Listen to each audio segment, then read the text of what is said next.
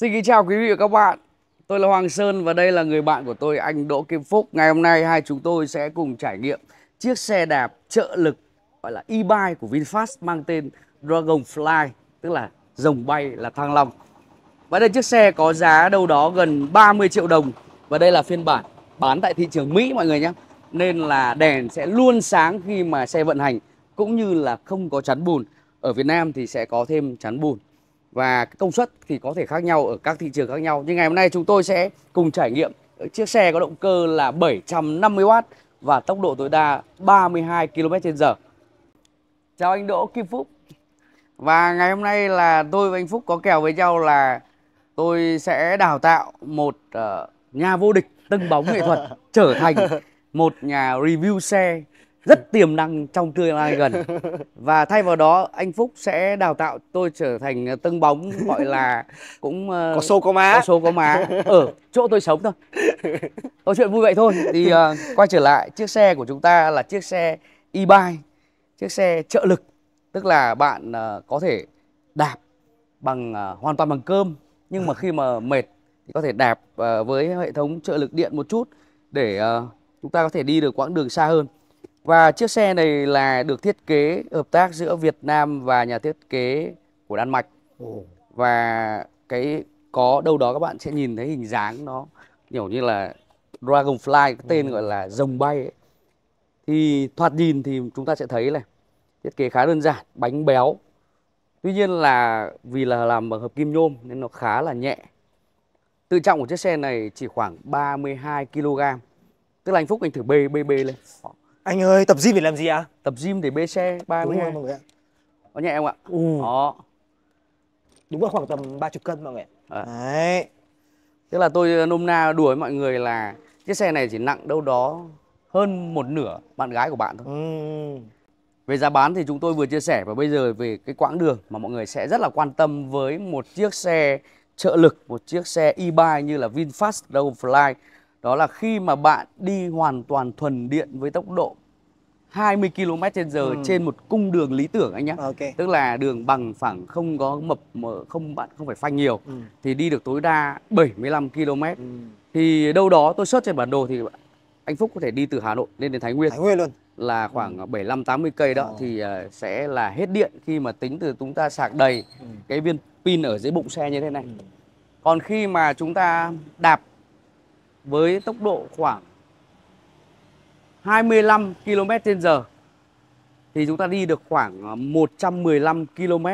Tức là xuống từ Hà Nội xuống Đồ Sơn, Hải Phòng. Ok.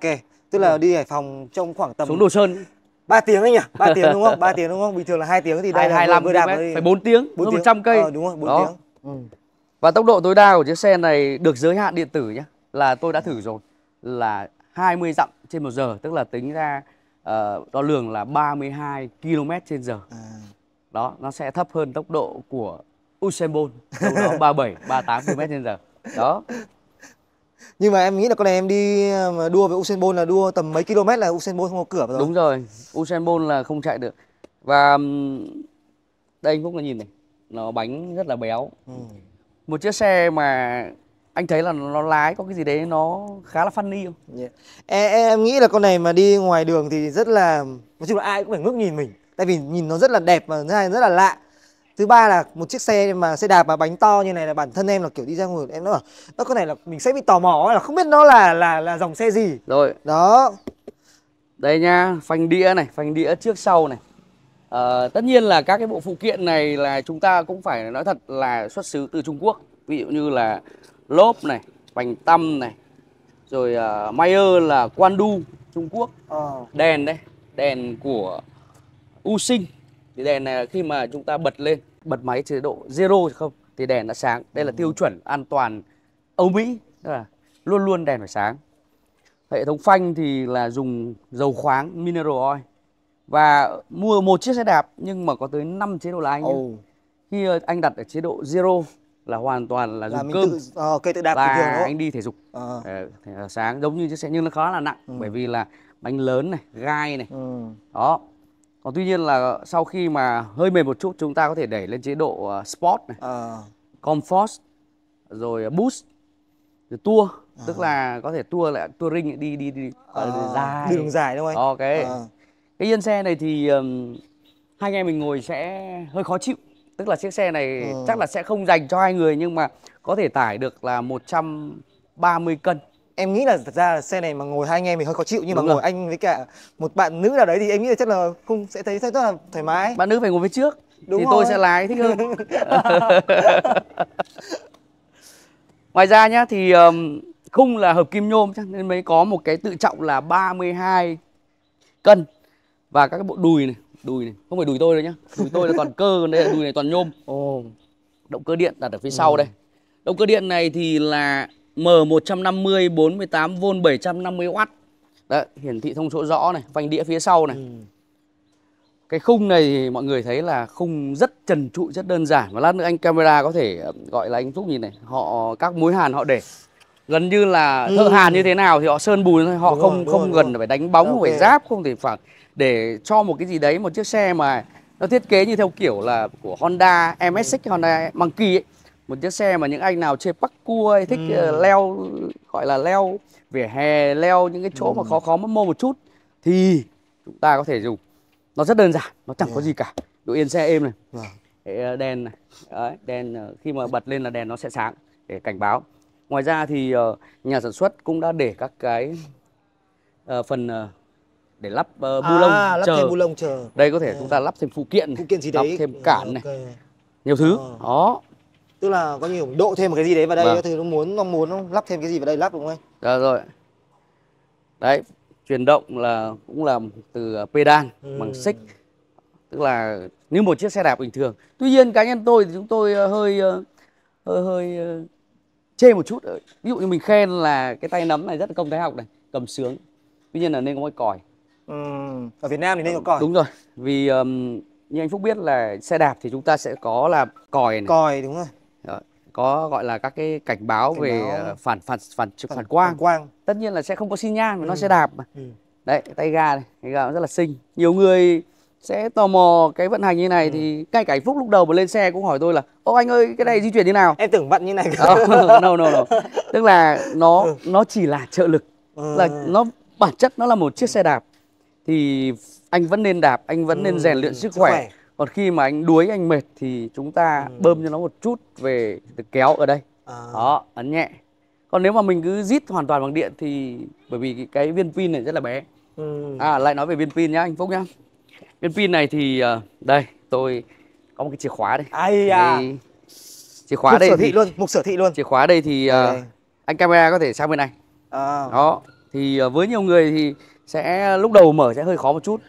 Cái chìa khóa yên này đúng không hay là chỉ mở không cần ạ. Cái viên pin này lithium, cái công nghệ lithium thì sẽ được có thể anh sẽ sạc ở đây. Cái bộ sạc thì cắm vào đây, cắm trực tiếp. Ví dụ như là mình đưa về nhà, mình có nhà chỗ mình đặt gần ổ điện thì mình cắm trực tiếp vào đây. Thì theo công bố của VinFast thì 320 phút với bộ sạc tiêu chuẩn theo xe thì sẽ đầy. Tức đâu đó khoảng gần 6 tiếng. Còn nếu không, ví dụ như anh nhà ở tầng cao ở chung cư chẳng hạn, ta lôi cái này lên. Đó, dùng cái chìa khóa này cắm vào. Nó hay quá. Trời ơi, đút vào ba lô mang đi. Đúng rồi. Thậm chí nói chung là cũng rất là nhẹ nhàng. Mang lên nhà cắm. Hay nhỉ. Thế là cầm lên đây vào nhà cắm luôn mọi người ạ. Và nếu như không may chẳng may như ví dụ như vừa rồi là bão lũ nhá, ở khu của tôi và anh Phúc ở chẳng hạn, đúng rồi, mất điện, thôi mình cứ cất pin đi, thứ nhất là an toàn nhá, bảo quản pin. Chúng ta hai anh em lôi cái này ra đạp, vẫn đạp thoải mái đúng không? Vâng, nó gọi là lưỡng dụng.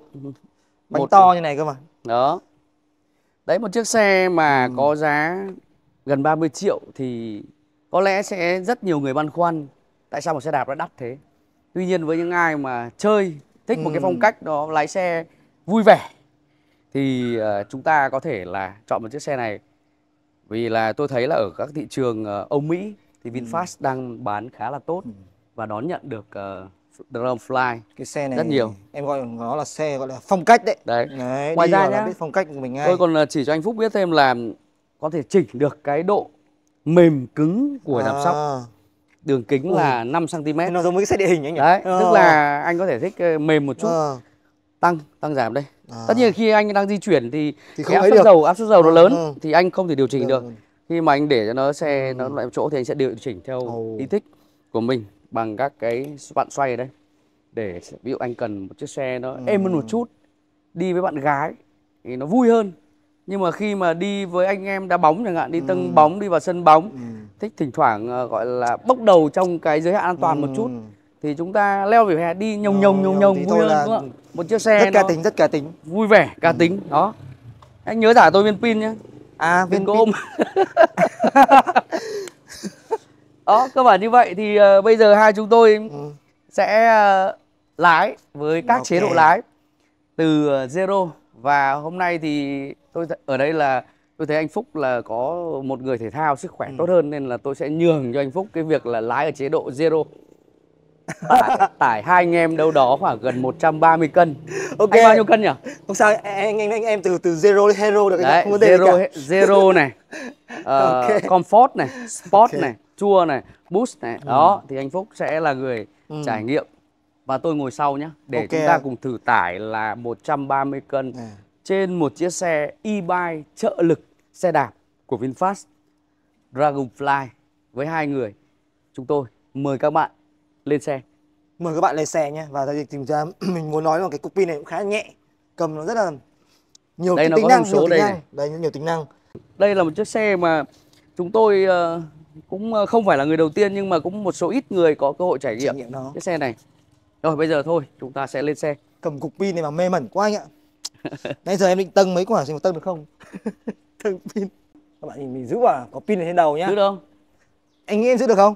Tôi nghĩ anh Phúc có thể giữ quả bóng rất lâu, nhưng mà cái viên pin này, bởi vì anh cũng chưa có cơ hội em để thử bao giờ chưa tập luyện. Đây là một không kèo mà nếu mà giữ được thì tôi sẽ đèo anh Phúc. Anh nhớ nhá. Ok. Thưa quý vị và các bạn, nếu trước đây anh Đỗ Kim Phúc tâng bóng gọi là vô địch châu Á đúng không ạ? Vâng ạ. Nhưng mà nếu mà giữ pin trên đầu thì chưa có cơ hội thủ. Và đây là một trong những người đầu tiên trên thế giới giữ cái viên pin của xe VinFast Dragonfly trên đầu. Và tôi đoán anh giữ không quá 3 giây. Nào, anh sẵn sàng chưa nào? Em cũng chưa thử bao giờ nữa, không biết. Sẵn sàng chưa? Cục pin này bao tiền anh? Cục pin này tôi lo. Ok, thế thì em không sợ. Rồi, bắt đầu chưa? Từ anh nhá. Bắt đầu anh hô nhá. Khó. Có cần thử không? Em đã thử bao giờ đâu, trên đời này. Cho thử một lần nhá. Chưa ai thử bao giờ luôn. Thử một lần. Ui. Khó đấy. Đấy mình cũng chỉ gọi là mình bốc phét thôi. Anh mua bảo hiểm mũi chưa? Chưa. Đúng rồi. Ôi mọi người ơi.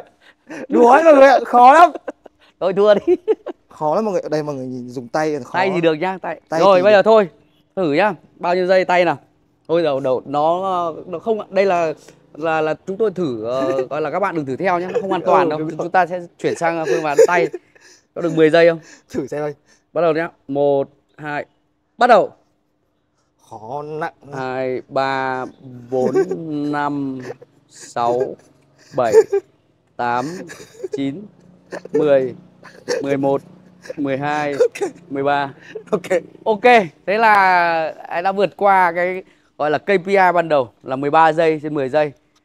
Vâng, xin trân trọng giới thiệu với quý vị và các bạn, đây là người đầu tiên trên thế giới giữ viên pin VinFast bằng đùi. Ok anh. Vâng, thử xem anh Đỗ Kim Phúc bạn của tôi. Anh sẵn sàng chưa? Ok. 1 2 3 bắt đầu. 1 giây. Khó. Cho em xin lần nữa. Lại nhá. Quá tham ba bận cho anh 3 lần. Ok. 1 2 3 bắt đầu. Khó 1 giây. Khó mọi người. Lần cuối cùng. Last round.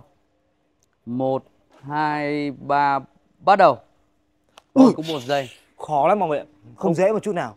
Đấy mọi người mới thấy là để mà giữ một viên pin mà nó không cân ấy, tức là nó không có cái điểm cân bằng hẳn thì đúng nó rất rồi. Là khó mọi người ạ. Cho em thử nốt bằng đầu nhá. Xem được không? Ok. Sẵn sàng chưa? 1 2 3 bắt đầu. Ui dồi. Không làm được đâu. Không mọi người ạ. Mọi người không thử. Không thử nhé mọi người nhá. Quá khó. Nó không an toàn. Chúng ta chỉ có thể làm bằng tay thôi. Bây giờ chúng ta sẽ đưa viên pin vào cái bụng xe. Sau đó là chúng tôi sẽ lên đường với 5 chế độ lái trên VinFast Dragonfly, một chiếc xe đạp trợ lực. Và tôi sẽ là người lái bởi vì tôi thuộc kèo. Rồi bây giờ là sẽ đạp chay trước nhá. Ok chưa? Đây bây giờ thì tôi anh Phúc gần 130 cân, hai người đúng theo gọi tiêu chuẩn tải trên chiếc xe VinFast Dragonfly. Và anh Phúc vì thua kèo nên phải chở tôi với chế độ là không có trợ lực, zero. Mời anh đi. Rồi ok, let's go. Nào. Rồi anh em đi giữa. Em mới tan học xong à? Ok, nhà gần đây không? Ok luôn. Anh Sơn ạ, anh em mình đi cảm giác như kiểu là có hai xe hộ tống đoàn bên hai bên ấy. Đấy. Cũng thấy cũng thấy hoành tráng đúng không? Hoành tráng. Tự hào rồi. Tự hào. Hai chiếc xe VinFast nữa. Đúng rồi. Đủ bộ luôn. Rồi bây giờ anh đã mệt chưa? Đây. Ok. Rồi lên Eco đúng không? Làm tí gang nữa. Eco đấy, Eco là anh đã có trợ lực rồi. Đó. Bây giờ đạp nhẹ nhiều mọi người ạ. Đấy. Nhẹ nhiều luôn đấy. Đây sao anh có thể rẽ trái trước mặt. Ok. Đấy. Còn nếu mà không đạp anh mệt thì rẽ trái à? Rẽ trái. Ok. Rẽ trái em ơi. Vui luôn. Ok luôn, vui thật. Thích phết mọi người ạ. Đây này, ở chỗ chúng tôi đang đi qua là hậu quả của cơn bão số 3, cây cối đổ rạp luôn. Đó. Anh có thể thay đổi các chế độ là khác nhau. Ok. Mình sẽ chuyển sang chế độ tiếp theo nhé. Đi lùi vào. Đó. Chế độ lái có thể là comfort. Đấy, nó vọt hơn. Cái này đạp sướng hơn mọi người ạ. Kiểu bây giờ này, đang đạp chay đấy mà khỏe ra ma luôn. Tức là cảm giác em đạp một vòng như kiểu nó đi được 3 vòng luôn đấy. Đó. Đấy. Hay quá. Nhưng nó sẽ tốn pin hơn. Ok. Đấy, anh có thể rẽ trái hoặc đi ra ngoài đường cũng được, tùy. Đi ra đường luôn xem này. Ok. Sport này, chế độ sport luôn. Các em mà đi học về à? Đi từ nhá mọi người nhá. Cẩn thận nhá. Đấy, xi nhan bằng cơm. Xi nhan cơm.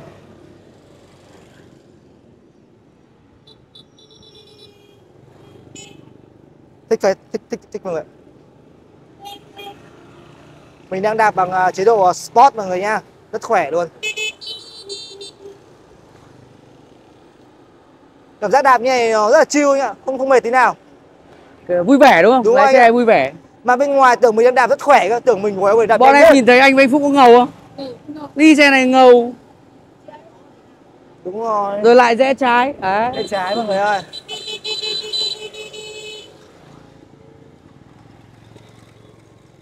Đó. Rất tình cờ nhỉ. Chiếc xe VinFast đi cùng nhau. Đấy. Chứng tỏ là người Việt Nam mình rất là yêu nước, yêu VinFast.